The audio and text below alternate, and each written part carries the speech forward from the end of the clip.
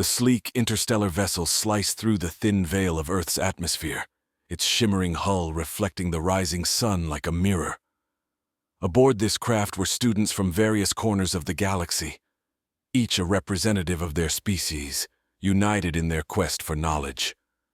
The interplanetary learning program had selected Earth as their destination this cycle, a planet renowned and whispered about across star systems for its lethal environments, dangerous wildlife, and resilient inhabitants. Among the students was Threx, a Jovark from the ice-covered planet of Glacius. His kind was built for the cold, with thick bluish skin and layers of insulating fat. Beside him sat Kalara, a lean and tall felonid from the forest world of Varentia, her cat-like eyes curiously studying the blue globe that now filled their viewport. "Why is it called a Deathworld?" Kalara whispered, not taking her eyes off the approaching continents. "It's classified as a Category 12 Deathworld," replied Threx, his voice a deep rumble. "Planets are rated based on environmental and biological challenges. Anything above Category 10 is considered lethal to standard life forms. High gravity, aggressive predators, extreme climates. Earth has them all." The students gathered around as more joined the conversation. Ilex, a small insectoid creature from the bustling trade hub of Xinax, clicked his mandibles. "But look at it, so serene and blue from here. Hard to believe it's dangerous." "That's the paradox of Earth," said a humanoid figure, stepping forward into the light. She was the group's guide, Miss Alara, an Earth native. "It's both breathtakingly beautiful and incredibly harsh. Survival here has honed humans into resilient beings." The vessel descended smoothly toward a sprawling complex crowned with green. "Welcome to the United Nations Interstellar Educational Complex," Miss Ilara announced as the craft docked. "Here you will learn not just about Earth, but the survival skills that define its inhabitants." As the hatch opened, a rush of fresh air mixed with a myriad of earthy scents greeted them. The students stepped onto the platform, their senses assaulted by the vibrant life around them.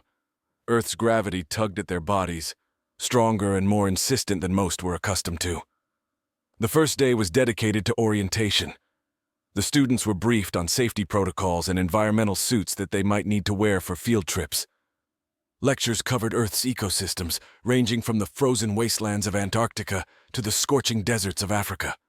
In the evening, they gathered in the main hall for a welcome banquet. The table was a smorgasbord of Earth cuisines, offering a taste of the planet's cultural diversity. Threx eyed the spicy dishes warily, while Kalara seemed intrigued by the colorful fruits and vegetables. As the night progressed, stories were shared between the students and their Earth counterparts. The alien students spoke of their home worlds, the environments they thrived in, and the reasons they joined the program. "I want to understand how humans thrive on such a planet," Threx said, his voice thoughtful, "to see what lessons can be applied back home." "And I," Kalara chimed in, "am here to learn about Earth's rich biodiversity. I've read that it has millions of species, some still being discovered." The conversation drifted into the late hours under the soft glow of Earth's moonlight streaming through the panoramic windows. The challenges ahead were daunting, yet the excitement was palpable. Little did they know the real lessons of Earth were not just in its wild terrains and oceans, but in the resilience and adaptability of its people. Tomorrow their lessons would begin in earnest, starting with a trip to one of Earth's ancient forests, a place where nature's balance and brutality were on full display. For now, they rested, dreams of Earth's mysteries swirling in their minds as the planet itself continued to spin silently in the vast dark cosmos. The morning dawned clear and crisp, a slight chill lingering in the air as the sun's first rays peeked over the horizon. The students assembled at the designated meeting point, their excitement barely contained beneath layers of environmental suits tailored to each species' needs. Miss Alara led them toward one of Earth's oldest rainforests, a biodiverse haven that had thrived for millions of years. "Today, we explore the dynamics of an Earth forest ecosystem," Miss Alara explained, as they approached the dense wall of towering trees and lush undergrowth. "Notice the stratification of vegetation and how each layer supports different forms of life." As they entered the forest, The canopy above filtered the sunlight into a kaleidoscope of greens. The air was thick with the scent of wet earth and the calls of distant creatures. Kalara's keen eyes spotted movement, a small, brightly colored bird flitting between branches. Threx, however, was more attuned to the subtle shifts in temperature and the varied textures underfoot. His study on thermal adaptation made him particularly sensitive to these changes.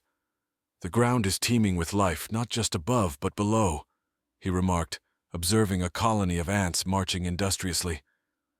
Alex, with his compound eyes, was fascinated by the diversity of insects. He catalogued each new species with a flicker of his antennae, recording data into his handheld device. "Incredible," he muttered. "The interdependence is much more complex than on Xinax." Their path soon brought them to a clearing where a massive tree stood, its trunk wide and covered in otherworldly mosses and fungi. Miss Alara paused, allowing the students to take in the sight.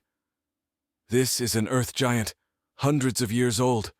Trees like this are vital to their ecosystems, providing food, shelter, and stabilizing the soil." As they circled the giant, a sudden rustling from the underbrush caught their attention. A group of small, furry creatures darted across the clearing. "Those are capybaras," Miss Alara informed them. "Herbivores, and a good example of the prey species here. Their presence indicates a healthy predator-prey dynamic which keeps the ecosystem balanced." The lesson deepened as they encountered a web of predator-prey interactions that showcased Earth's brutal yet balanced nature. Threx noted the remains of a predator's meal, bones picked clean, nestled beside a fern. "Life and death," he mused, "so closely entwined." Kalara was drawn to the sounds of a nearby stream, its waters clear and cold. She observed aquatic plants and the fish darting between them. "Water sources like this are lifelines," she pointed out, "supporting not just the creatures in the water, but also those on land." As the day wore on, they learned to move silently, to observe without disturbing, and to appreciate the subtle connections that made this ecosystem thrive. Their datapads filled with notes, photos, and recordings, a treasure trove of information to analyze later. Returning to the complex as the sun set, their minds were alive with new understandings and questions. The forest had offered them a glimpse into the resilience and intricacy of Earth's life forms, each student touched by the planet's raw and untamed beauty. Back at the complex, they gathered to discuss their findings and experiences. The conversations were lively, each student bringing a unique perspective shaped by their own world's environment. "The complexity here is not just biological, but also ecological," Ilex noted, his voice a buzz of excitement. "Every element is interconnected, much more than in our designed ecosystems at home." As they retired for the night, the echoes of the forest stayed with them, a reminder of Earth's enduring legacy as a cradle of life. The lessons they learned today were just the beginning, each step deeper into Earth's wilds, bringing them closer to understanding the resilience that earned it the title of a Deathworld. Under the pale glow of the morning sun, the students boarded a sturdy vessel destined for the heart of Earth's vast ocean, the Pacific. The ship cut through the waves, heading towards an area known for its astonishing marine biodiversity. Miss Alara prepared them for the day's focus: marine ecosystems and their critical role in global ecology.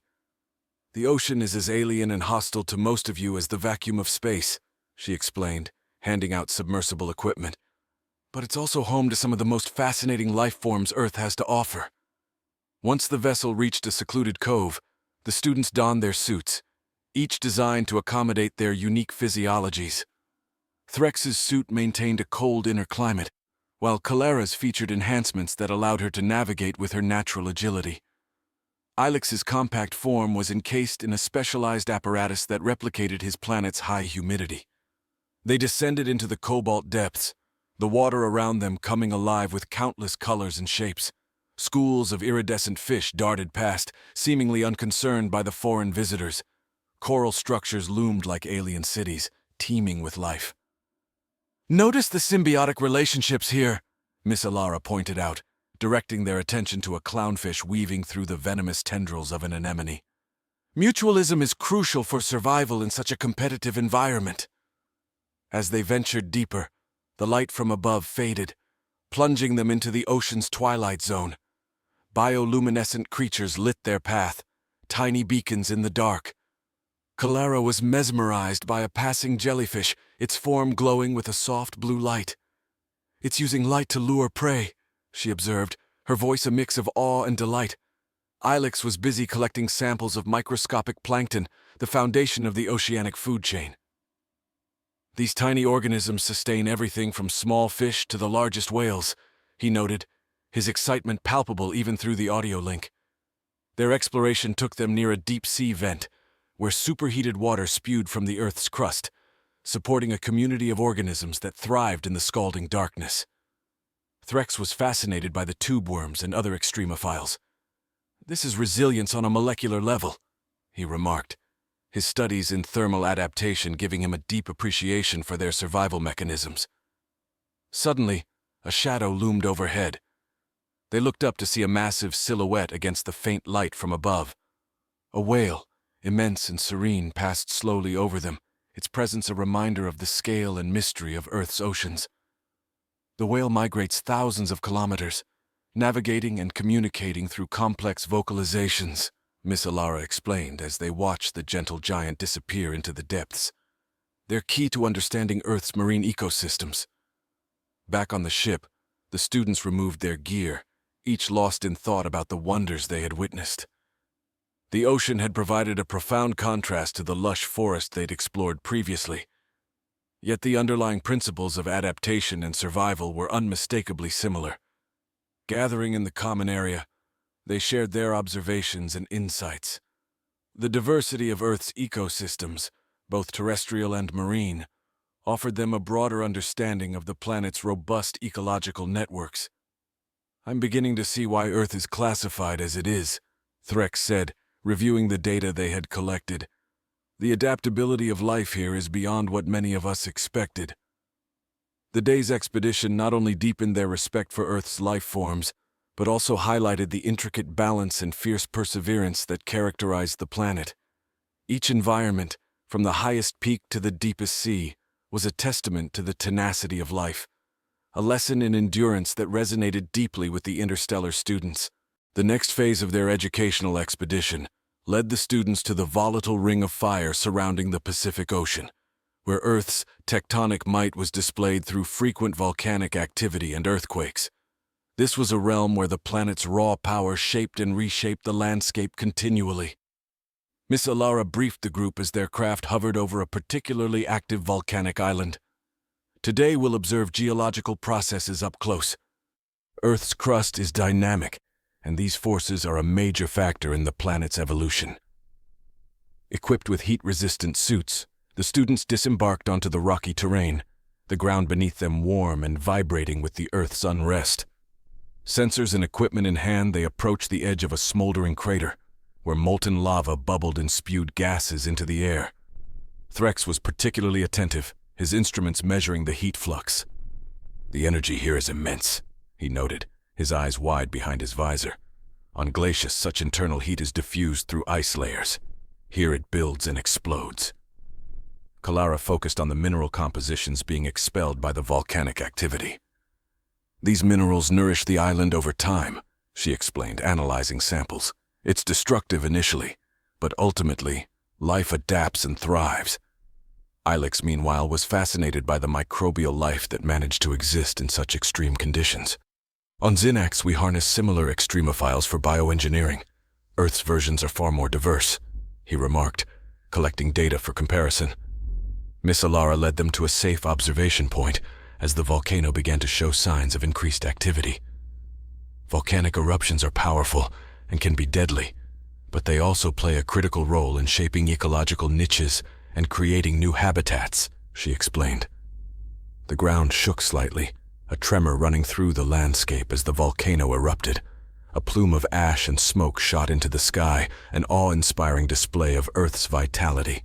The students recorded the event, the rumble and heat imprinting upon them the energy of a living planet. After the eruption, they traveled to an area affected by past lava flows. Here, the landscape was stark, yet signs of life were returning. Small plants broke through the hardened lava, and animals had begun to re-establish their territories. "This resilience is what makes Earth unique," Miss Alara stated as they walked through the recovering area. "Life here not only survives, it adapts and overcomes." Their discussions that evening revolved around the adaptability of life in the face of natural disasters. Threx compared the volcanic activity to the ice quakes of his homeworld, finding parallels in how life forms adapted to the changing environment. Kalara mused on the cycle of destruction and renewal, noting, "It's a testament to the persistence of life. Each disaster is also an opportunity for new growth." Alex was busy with his samples, excited about the potential applications of the extremophiles he had collected. "These organisms could teach us much about surviving in hostile environments," he considered, eager to share his findings with his colleagues back home. The day's experiences had deepened their understanding of Earth's geological dynamics and the relentless cycle of destruction and rebirth.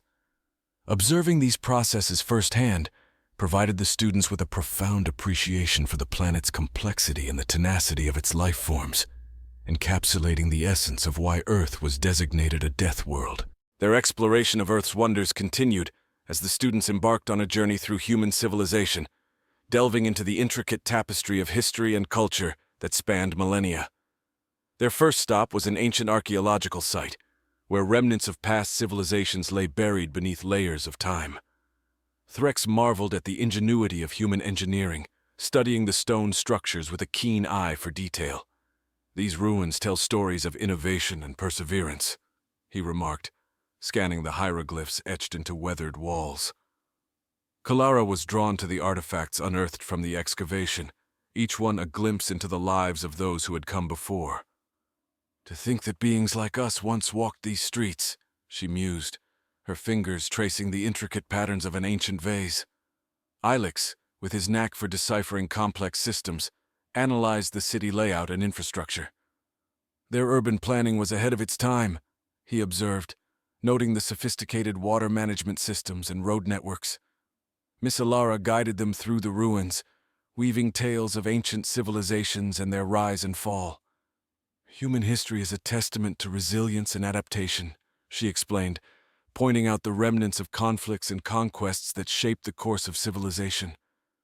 Their next destination was a bustling metropolis, a stark contrast to the silent ruins they had just left behind. Here the students experienced the vibrancy of modern human society, its technological marvels and cultural diversity on full display. Threx marveled at the towering skyscrapers that reached toward the sky, symbols of human ambition and progress. "Their cities are like anthills, teeming with activity and life," he remarked, observing the constant flow of traffic and pedestrians below. Kalara immersed herself in the city's cultural districts, sampling exotic cuisines and admiring works of art from around the world. "Earth's cultural tapestry is as rich and diverse as its ecosystems," she noted, captivated by the fusion of traditions and influences. Ilex, always the curious observer, engaged in conversations with locals, eager to learn about their customs and way of life. "Humans are remarkably adaptable," he observed, noting the myriad ways in which individuals carved out their niches in the vast urban landscape. Their discussions that evening centered on the resilience of human civilization and its ability to thrive in the face of adversity. Threx likened it to the survival strategies of species on his own planet, where harsh environments had driven evolution. Kalara marveled at the resilience of the human spirit, forged through centuries of triumphs and tribulations. "Their capacity for innovation and cooperation is truly remarkable," she remarked, reflecting on the collective achievements of humanity. Alex pondered the implications of human civilization for interstellar diplomacy and cooperation. "Earth's history is a testament to the power of collaboration," he concluded, envisioning a future where diverse species could come together for the greater good. As they prepared to depart the city, the students carried with them a deeper appreciation for Earth's human inhabitants and the legacy they had built. Each encounter had offered them new insights into the resilience and adaptability of life, reinforcing the lessons they had learned throughout their journey on this remarkable death world. Their final destination lay hidden within the depths of a remote desert, where ancient secrets were said to be buried beneath the shifting sands. Guided by whispers of the past, The students embarked on a quest to uncover the truth behind Earth's enigmatic designation as a death world. The journey led them to a vast expanse of dunes, where the wind whispered secrets of civilizations long forgotten.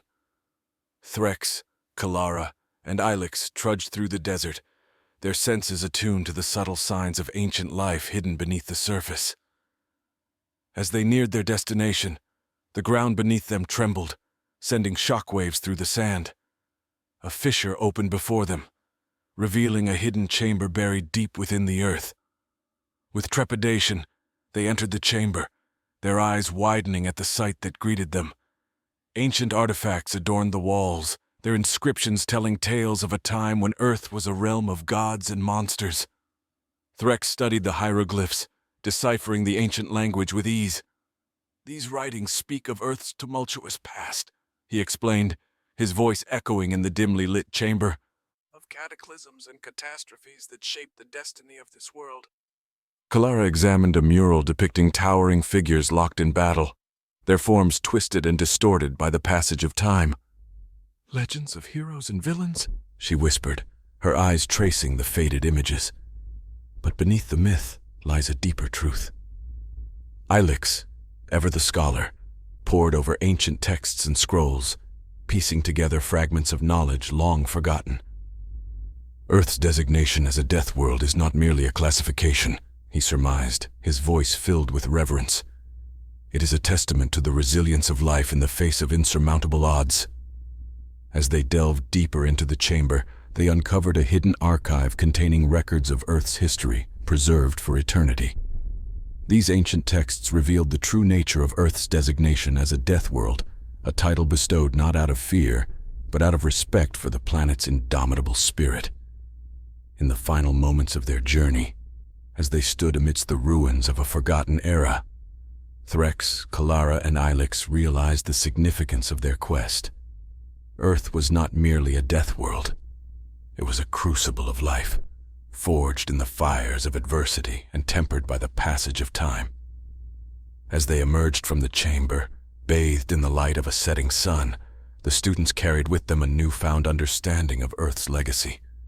The planet's designation as a death world was not a mark of weakness, but a symbol of its enduring strength, a testament to the resilience of life in the face of impossible odds. And so, as they bid farewell to Earth and returned to the stars, Threx, Kalara, and Ilex carried with them the knowledge that they had unlocked the secrets of a world unlike any other, a world where death and life intertwined in a delicate dance, forever bound by the unbreakable bonds of existence.